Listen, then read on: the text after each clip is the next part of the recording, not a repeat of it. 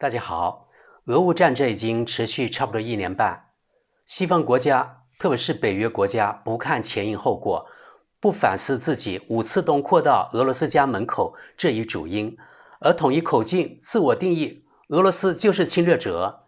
北约国家给乌克兰提供武器弹药及其他所有军事物资都是正义行为，那么给俄罗斯提供任何帮助则是反人类的，就这么简单粗暴。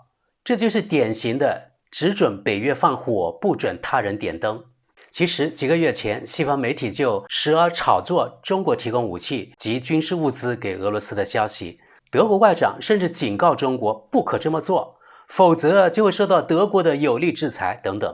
他说我们北约国家支持乌克兰才是正义的，你中国支持俄罗斯那就是邪恶。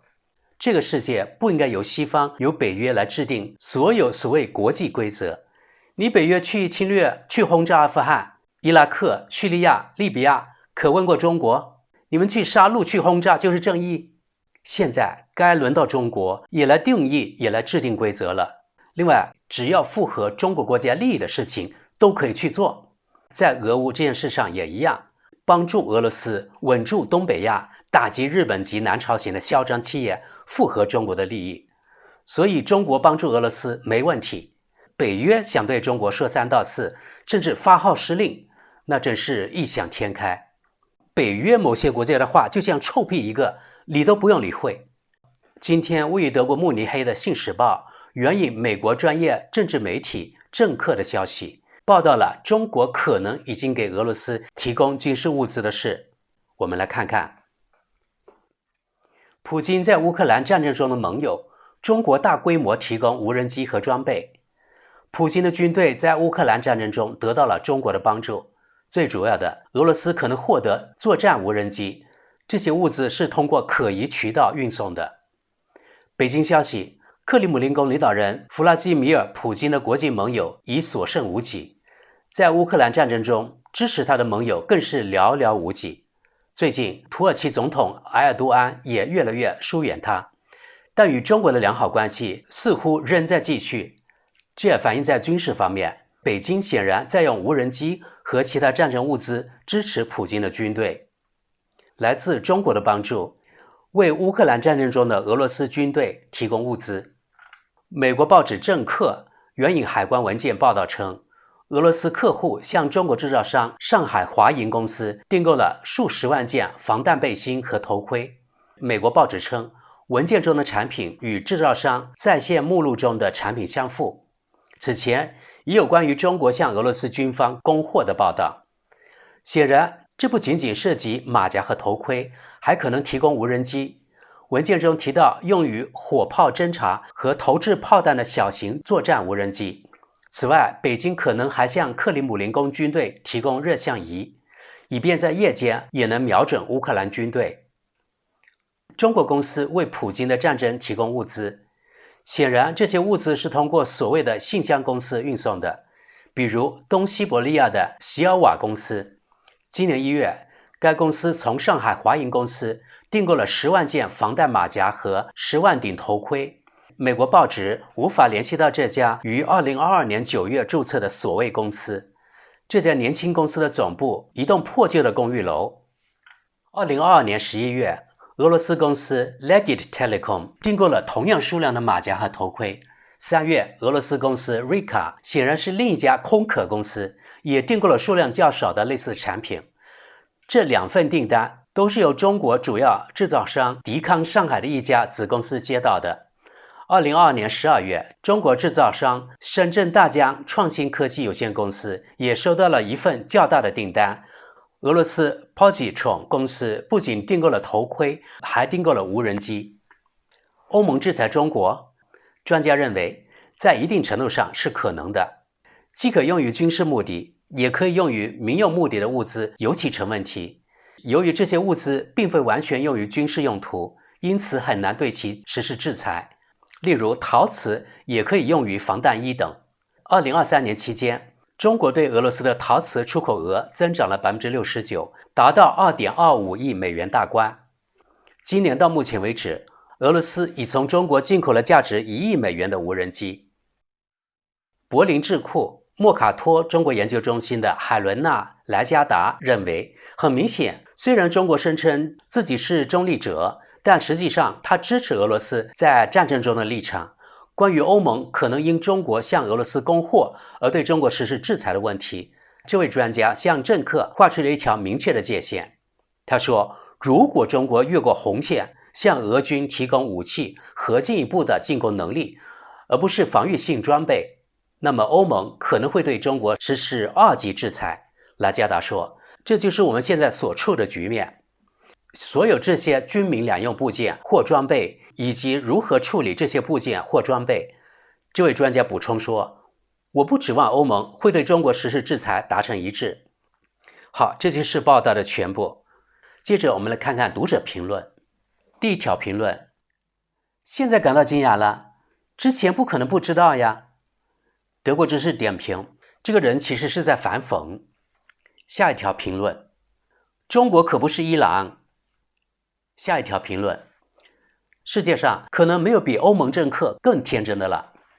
下一条评论，当我们向乌克兰提供急需的马甲和头盔时，某些圈子里的人是如何嘲笑我们的？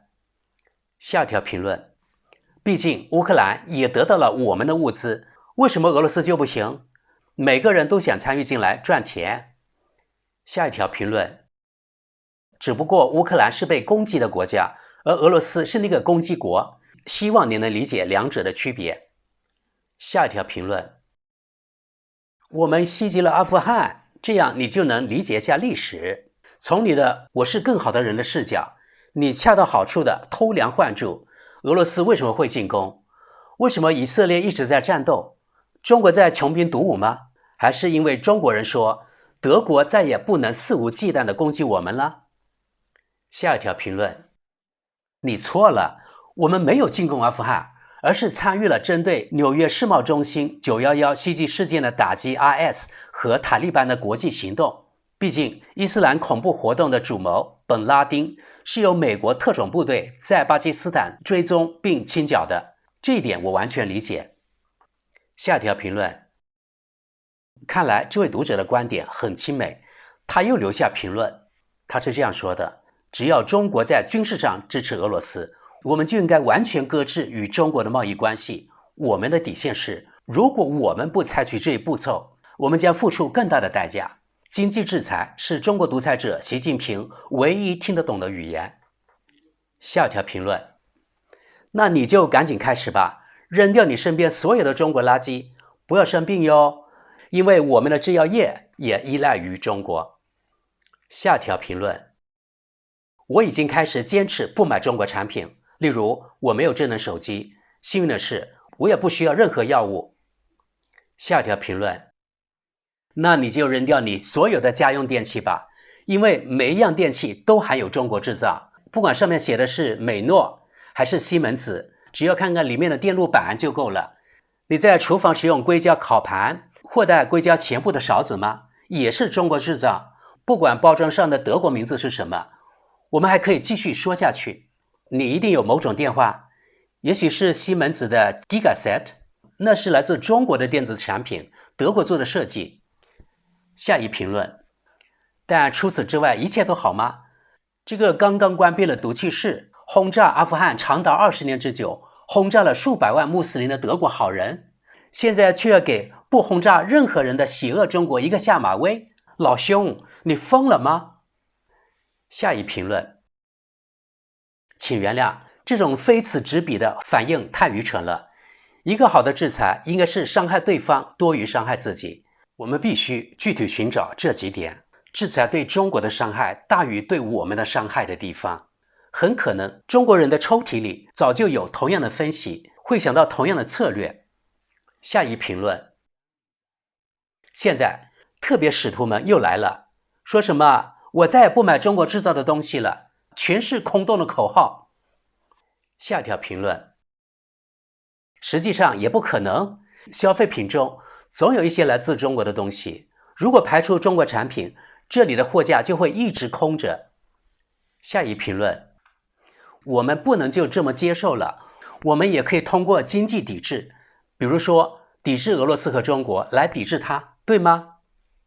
下一评论：是呀，你说的对。根据国际货币基金组织 IMF 的数据，目前的结果是德国的经济增长率为负 0.3%， 等于衰退；俄罗斯为正 1.3%， 它是增长的。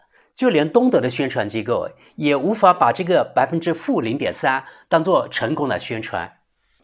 下条评论：但是自70年代中后期以来，我们也从未间断地帮助中国建设经济，帮助中国从一个农业国和低工资国家成功转型为世界科技领先国家之一。下一条评论：为什么我对此一点不感到意外呢？下一条评论：我们是7国集团中唯一陷入衰退的国家，这还不够。尽管受到制裁，俄罗斯仍实现了经济增长。根据国际货币基金组织的数据，德国是负 0.3%， 俄罗斯是正 1.3%。制裁从未达到它的目的。如果中国进行反制，不再给我们供货，我们可以关闭很大一部分，很多货架会一直空着，几乎所有的技术产品都离不开中国的零部件。中国可以不要钱，干脆不供货算了。新冠疫情已经证明，即使面对经济损失，中国的反应也是相当一致的。欧盟只是中国市场的一部分，他们还有很多其他客户，他们不再依赖于我们的技术。这点在汽车行业可以清楚地看到。我们现在已经落后了，欧盟的制裁只不过是对我们濒临崩溃的经济的又次打击，这也将在未来全力反噬那些支持搞制裁的人。届时，那些人的抱怨声又会大作。好了，朋友们，今天与大家分享的德国媒体的报道及读者评论就到这里，谢谢大家关注，我们下期见。